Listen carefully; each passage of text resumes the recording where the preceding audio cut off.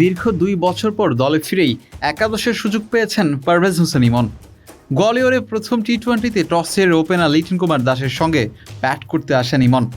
খেলার শুরুতেই ধারাভাষ্য কক্ষে তামিম ইকবালের সঙ্গে ছিলেন ভারতীয় দুই ধারাভাষ্যকার রবি শাস্ত্রী আর মুরালি কার্তিক।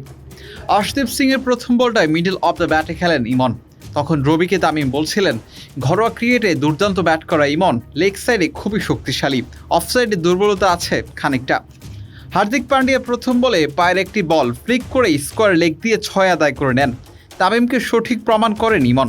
পরের ওভারেই আশদীপ সিংয়ের আউটসাইড অফ স্ট্যাম্পের একটি বল ইনসাইড এজে স্ট্যাম্পে আঘাত করে। ওপেনার ইমন 9 বলে 8 করেই প্যাভিলিয়নে ফিরে যান। স্পিনারদের বিরুদ্ধে তাওহিদ হৃদয় কিভাবে ব্যাট করেন, হৃদয়ের গো টু শট নিয়েও আলোচনা করেন তামিম। বাংলাদেশ ব্যাটিং ইনিংসের পঞ্চম ওভারে আক্রমণে আসেন ভারতীয় মিস্ট্রি স্পিনার বরুণ চক্রবর্তী। স্পিনারদের বিরুদ্ধে স্কোয়ার লেগ ডিপ মিড উইকেটে সুইপ স্লগ সুইপ খেলে থাকেন। বরুণের শর্টার লেংথের একটি বল স্কোয়ার লেগ অঞ্চলে খেলার সময় অভিষিক্ত নীতিশ রেড্ডি সহজ একটি ক্যাচ মিস করেন।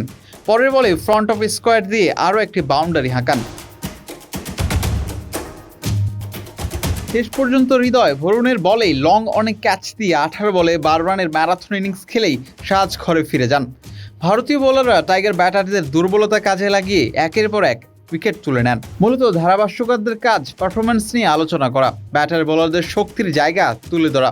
কম বক্সে তামিম সেটাই করেছেন। ধারাভাষ্যতে তামিম নিজেকে নিয়ে গেছেন অনন্য উচ্চতায়, কিন্তু বাংলাদেশি ব্যাটারদের শট মেকিংয়ের উন্নতি চোখে পড়ছে না, যা খুবই বিপজ্জনক হতে পারে নিয়ার ফিউচারে।